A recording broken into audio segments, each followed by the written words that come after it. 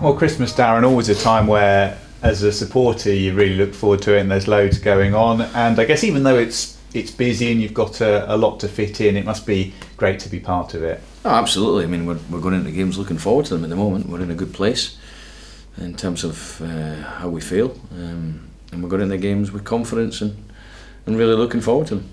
How much does the preparation change? I guess this time around, in effect, it's just a couple of Saturday, Tuesdays, really. Yeah, it's not too bad this year. Obviously, we've got a normal game on a Saturday, and then it's just like a week of games. It's more spread out than I've had before.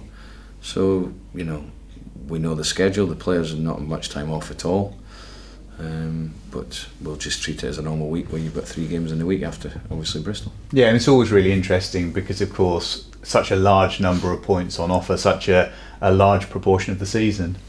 Yeah, it's a busy schedule, and it's really important in terms of now. And the 3 areas. The start of the season, you want to start as well if you can. Then you get to the Christmas period is important. Then you get to the Easter period in March, and that's the 3 areas I look at. And things can change quite quickly over this short period of time. But we're in confident mood, as I've said.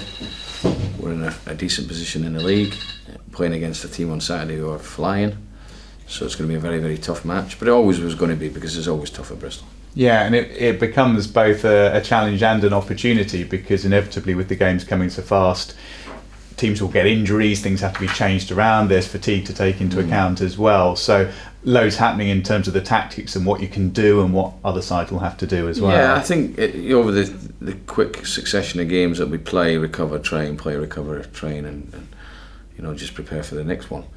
But we've had a decent week leading up to this. Obviously, we've still got some injuries that we have to deal with. The good news on that is Boyd and Blake Tracy, we're hoping will be fit for the Doncaster game, so that's another 2 bodies back. So that's important that we have as many bodies as possible, really, because we'll probably have to utilise the squad as best we can. Yeah, it's the first real point in the season where the injuries have bitten to an uncomfortable degree, and that you always expect to have 1 or 2, but the past couple of weeks it has become a bit trying, hasn't it, the number of players out? Yeah, it's adding up, and it's not going away, but we have to deal with it. And like you say, our injury record was very, very good, and then over the last month it's been hit hard for different reasons, and there don't seem to be 1 week injuries, there seem to be a lot longer, which you have to deal with. But we get on with it, and we've dealt with it very, very well, and I fully expect us to deal with it fine. Yeah, and of course once you get through the Christmas period, you do then have the opportunity of the January transfer window for 1 or 2 of the longer ones if you want to do something. Yeah, we hope to have Dembele back at the start of the year. I've mentioned Boyd and Blake Tracy. Obviously Knight's going to be a little bit longer, Thompson will be a little bit longer. Just trying to think who else there is that's injured. I can't think off the top of my head, but we're hoping that by the turn of the year we've got 3 or 4 back. Yeah, I think that might be just about it. Idris, isn't it? Oh yes, and obviously Eddie. I mean, it's a longer term. Yeah. Is Marcus now feeling 100% after his illness? Yes, trained all week, trained very well. He looks fresh, looks good.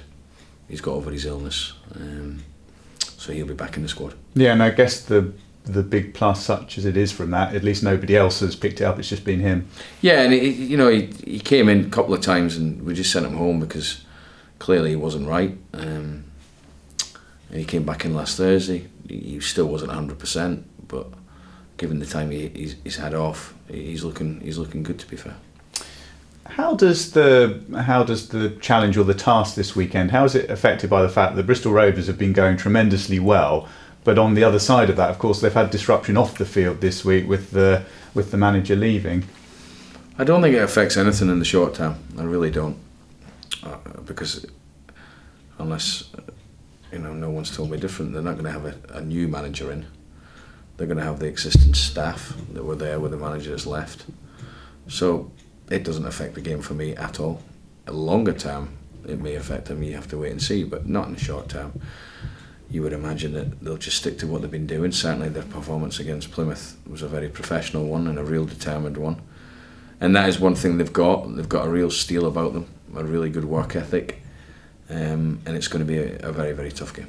Is that what they've managed to add to the mix this season in that, as you say, it's always a tricky place to go, but to be fourth in the table at this stage, they've done well. Yeah, you have to give them lots of credit because they've got some good players and they've got a good team unit. They all know they're organised, very, very good work ethic, but some good players. And it's going to be a tough game, as I've mentioned, but we need to make sure we put a performance in.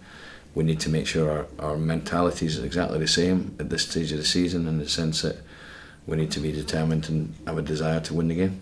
Yeah, and football, of course, always moves so quickly. Bristol Rovers away, where it all started for you once again here earlier this year, and I guess that feels like a long time ago. Not really. It's sort of flown by a little bit, but there's been so many changes at the football club for positive reasons, I feel. And like I say, we just treat each game individually. In terms of that game that night, I just walked in the door, and I'm not trying to think of how many we've got left at starting that game. There won't be that many. Yeah, and I guess one of the big achievements over this period is, and I don't know whether you necessarily see it being part of it, but it seems like there's and inevitably being third in the table is part of it, but a real bounce around the club at the moment. They're generally a smiles on faces. Yeah, I feel a real positive vibe. I think that not just with the players and staff, I think with everyone at the club, I get that good feeling that we're all singing from the same hymn sheet, and I think that's really important as a club where we're like that, and everyone seems to be enjoying coming to work, and there's a good atmosphere around the place. And generally I feel that it's very important as a manager to create the correct environment for everyone and people wanting and looking forward to coming to work. I think that's a huge thing that you've got to do, and at the moment the players themselves are in a good place, and there's a good feel factor. Yeah, and I know you spoke about when you came through the door, one of your key aims was that you wanted to really work on some of the young players, and presumably you're delighted really with the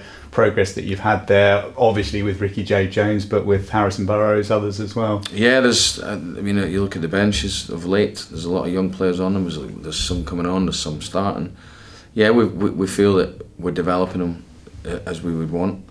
And I've been very pleased with that part of sort of what we've done within the club, and we've just got to continue doing that. Yeah, and it's a big part of the whole community really, having pride in their team. It makes such a difference, doesn't it, when you see local players and young players getting in there? No, I think it's huge, and it's something I've always stressed. If we can get our own players through, young Ricky, the fans singing he's one of our own, H the same, it's nice.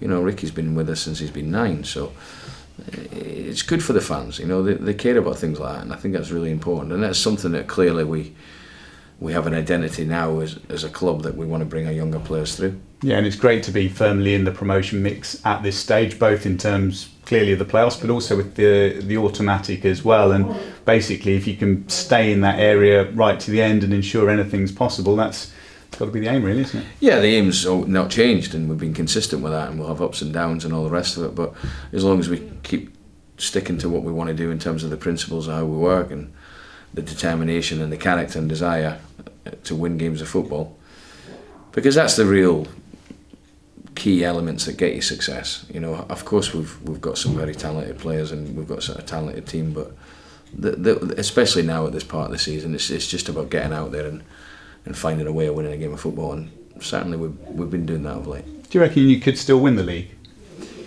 I think if you ask managers from Wycombe to, I don't know, 10th or 12th, I think most would probably say they've still got a chance, because it's so open, the league. Of course, Wycombe, if they continue the way they are, you hold your hands up and say absolutely brilliant season. So yeah, it's a difficult question to answer, and I think many people would be saying at this stage, because it's so tight and close, they possibly have got a chance. We are just concentrating on the next game.